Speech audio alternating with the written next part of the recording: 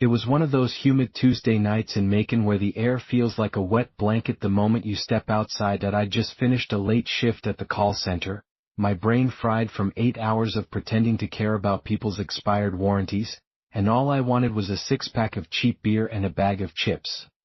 The only place still open was the Piggly Wiggly over on Eisenhower Parkway, a sad, fluorescent-lit beacon in a mostly empty parking lot. I wasn't alone. Chloe from the cubicle next to mine had tagged along that she'd had a rough day too, some jerk screaming at her over a router he'd clearly dropped in a sink, and she'd said she needed sugar and alcohol in that order. I didn't mind that I'd been nursing a low-grade crush on Chloe for months. That IT was the kind of thing that felt pathetic even to admit to myself.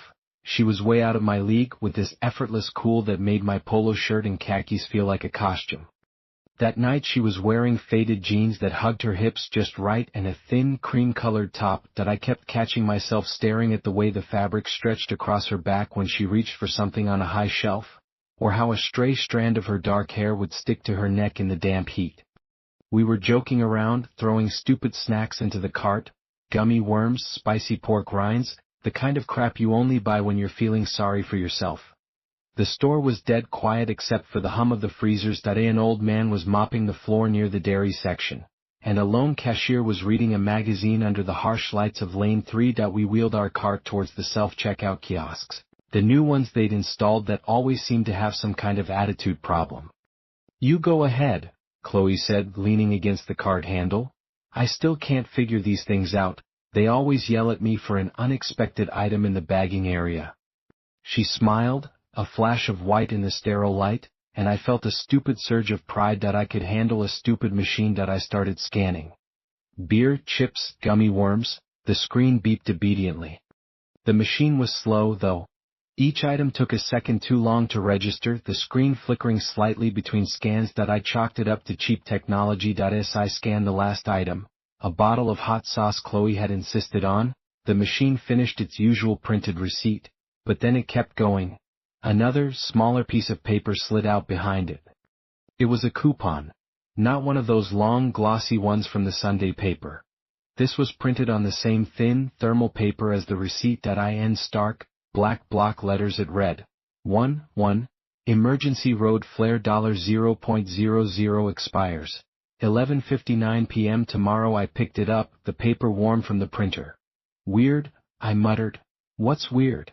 Chloe asked. That she'd moved closer to look, and I could smell her perfume, something light and citrusy, a stark contrast to the stale, chlorinated air of the grocery store. Her arm brushed against mine, and I felt a jolt, a mix of attraction and something else, a sudden, inexplicable chill. The machine printed a coupon for a road flare. She leaned in, her hair brushing my shoulder. "A road flare? Did you scan a road flare?" "No, just our junk." I showed her the receipt. The flare wasn't on it. She took the coupon from my fingers, her touch sending another warmer jolt through me. She studied it, her brow furrowed. $0.0, expires tomorrow. Maybe it's some kind of promotion? For safety? At a Piggly Wiggly? Since when do they sell road flares?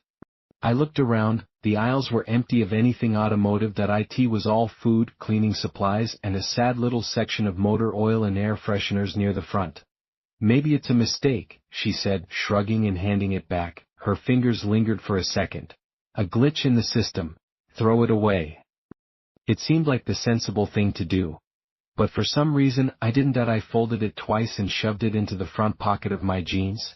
"Nah, I'll keep it as a souvenir of the world's weirdest coupon." We paid for our stuff and walked out into the heavy Georgia night.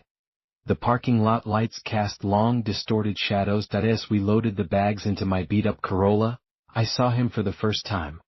He was standing under the light pole at the far edge of the lot, near where the asphalt gave way to a patch of weeds and pine trees. He was just a silhouette at that distance, tall and thin, wearing a long dark coat that was all wrong for the weather. He wasn't moving. He was just standing there, facing the store. "You see that guy?"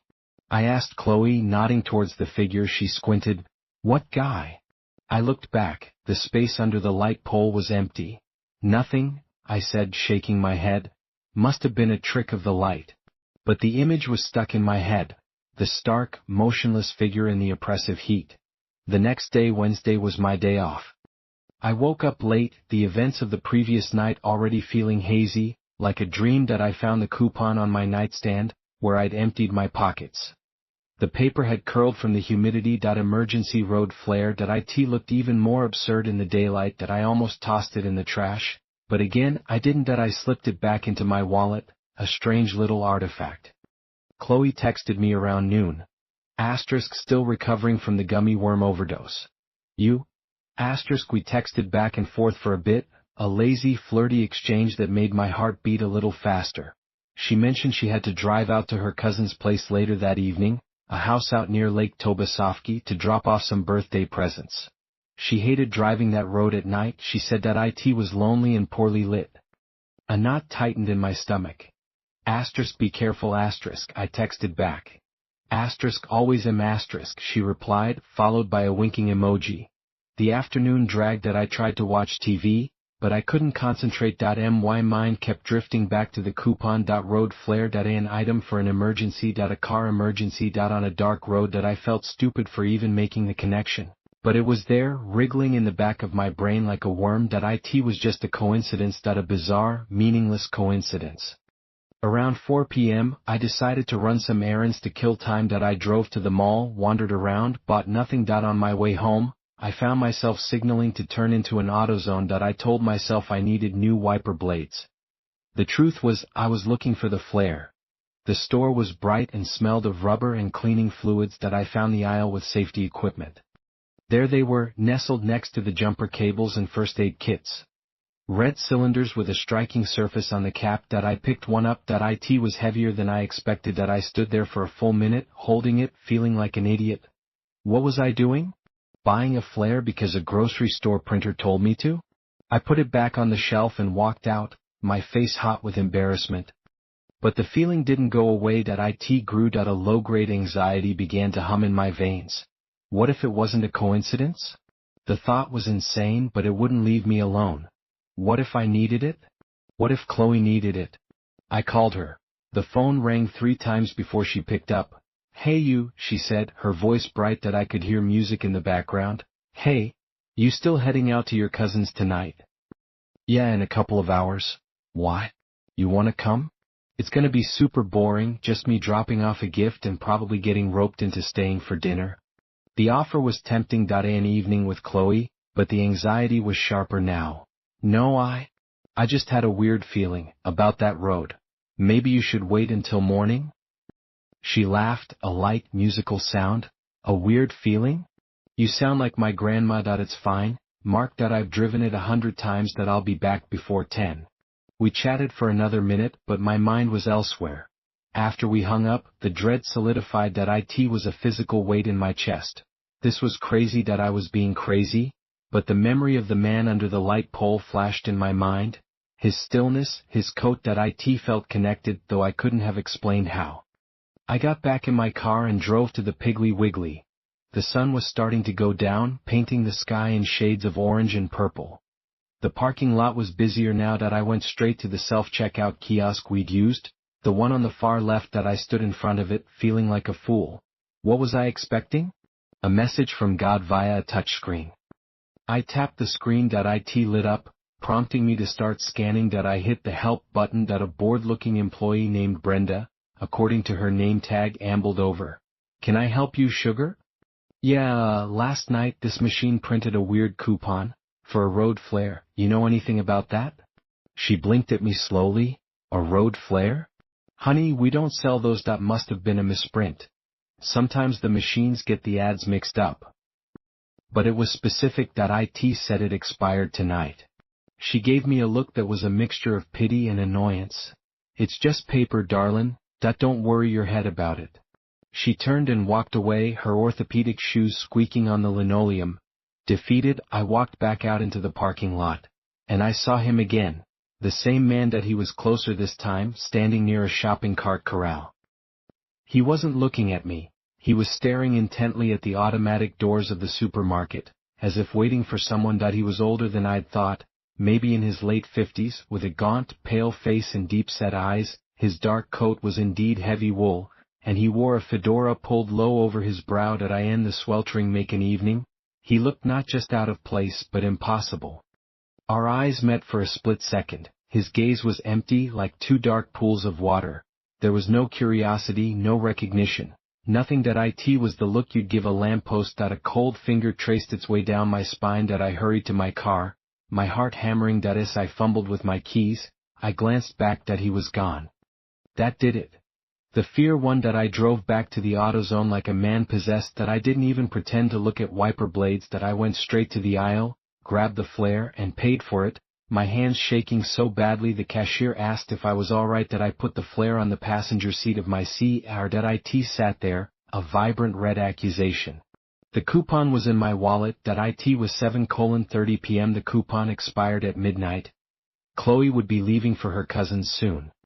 I drove home, the flare burning a hole in my peripheral vision. I tried to watch a movie, but I kept checking my phone. 8:00.8:30 that the sun had fully set. The night was pitch black. At 8:45, my phone buzzed. A text from Chloe. Heading out now. Wish me luck with the fam. Talk tomorrow? Drive safe. I texted back, my thumb's clumsy. Call me if you need anything. Will do. The next hour was agony. I paced my apartment. I stared out the window at the dark street. Every rational part of my brain was screaming at me that I was having a panic attack over a piece of thermal paper. I was a grown man, terrified of a coincidence and a strangely dressed stranger. But the part of my brain that operates on a deeper, older level knew something was wrong. It knew it in the way animals know an earthquake is coming. At 9:20 my phone rang. It was Chloe. Relief flooded me for a second. She was just checking in. But when I answered, all I heard was static, a low rushing white noise, and underneath it, a faint rhythmic sound. A clicking, like a tongue against teeth. Chloe? Chloe, can you hear me? The static intensified, and then her voice broke through, thin and strained. Mark? Something's wrong. My blood went cold. What? What's wrong? Are you okay? My car, it just died, out here on the lake road. No lights. I can't see anything. Her voice was trembling. I could hear the genuine terror in it. Are you off the road? Are you safe? I think so. I pulled over as it died, but it's so dark, Mark. It's so dark. Then her voice dropped to a whisper. And there's someone out there. I saw a man, standing in the trees, just standing there. The world tilted, the man in the coat, the coupon. It was all real. Chloe, listen to me. Lock your doors. Right now. Do not get out of the car. I'm coming right now. Please hurry, she whispered, and the line dissolved back into static before going dead. I don't remember grabbing my keys or the flare. I just remember running. I screeched out of my parking lot, the tires screaming on the asphalt. The road to Lake Tobesofsky was a winding 2-lane highway, lined on both sides by dense, southern pine forests. At night, with no moon, it was a tunnel of absolute blackness. I pushed my old Corolla as fast as it would go, my high beams cutting a feeble path through the oppressive dark. My mind was a riot of fear, for Chloe, and a deeper, more primal fear of the thing that had somehow known this would happen. The coupon was in my pocket. I touched it like a talisman. After what felt like an eternity, but was probably only 15 minutes, I saw it. A faint, dark shape on the shoulder of the road up ahead. As I got closer, my heart sank. It was Chloe's little blue Honda Civic. It was completely dark, no parking lights, nothing. It looked abandoned. I pulled up behind it, my headlights illuminating the empty driver's seat. My stomach clenched. Where was she? I left my car running, the lights on, and jumped out, the emergency flare clutched in my sweaty hand. Chloe! I yelled, my voice swallowed by the vast, silent woods. No answer. I ran to her car. The driver's side door was locked. I cupped my hands against the window and peered inside. It was empty. Her purse was on the passenger seat, her phone had fallen to the floor mat. There was no sign of a struggle. Panic seized me, cold and absolute. Chloe! Then, from the tree line just ahead, I heard a twig snap. I spun around, raising the flare like a weapon. The light from my car only reached so far. Beyond that was a wall of blackness. I strained my eyes, trying to see into the woods. For a moment, nothing. Then I saw a flicker of movement. A patch of darkness that was deeper than the rest. A tall, thin shape. It was him. The man from the parking lot that he was standing just at the edge of the light, his face still in shadow, but the outline of that damn wool coat was unmistakable that he was just standing there, watching. "Hey!" I screamed, my voice cracking. "What did you do with her?" He didn't move, that he didn't speak, that he just stood, a silent sentinel in the night. Terror and rage boiled inside me. I remembered the Flare.my1 preordained tool for this exact moment. With shaking hands, I ripped the cap off. The striking surface was rough against the tip that I scraped it once, twice. On the third try, it ignited with a violent hissing pop. A blinding magnesium white light erupted from the end, so intense it hurt to look at. That it cast frantic, dancing shadows through the trees, turning the night into a stark tableau of black and white. That I held the burning flare high above my head, a tiny sun in my hand. The man in the coat was gone, vanished. The spot where he'd been standing was empty. "Chloe!" I shouted again, waving the flare. A whimper came from my left. Further down the road I ran towards the sound, the flare sizzling and spitting in my hand. About 50 yards away I found her. She was crouched behind a thick pine tree, her arms wrapped around her knees, shaking uncontrollably. She looked up as I approached, her face pale and streaked with tears, her eyes wide with sheer terror. "Mark," she sobbed. I dropped to my knees beside her. "I'm here. It's okay. I'm here." She collapsed against me, burying her face in my chest. I held her tight, the flare still burning beside us, its unnatural light pushing back the darkness. I could feel the frantic beat of her heart against mine. I could feel the curve of her waist under my arm, the softness of her hair against my cheek. In the middle of all that fear, a different, more human feeling surged through me. A fierce, possessive need to protect her, mixed with the raw, physical awareness of her body pressed against mine. It was confusing.